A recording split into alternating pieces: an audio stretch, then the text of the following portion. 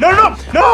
For real, you don't think he's trying to tell us something? Look, there are two perfectly good doors right here. Right, so we go through the door that leads exactly where he wants us to go. Mitch is right. The f up and get that out of my face.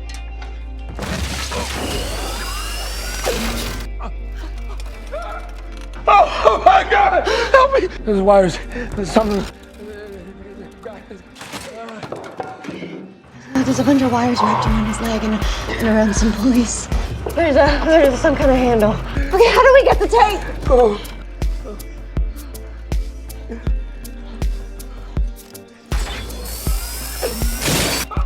Oh God! Oh God! Come on. Come on, man. There are no shortcuts in life. Pull the handle and you will be set free. Good luck, Lollipop.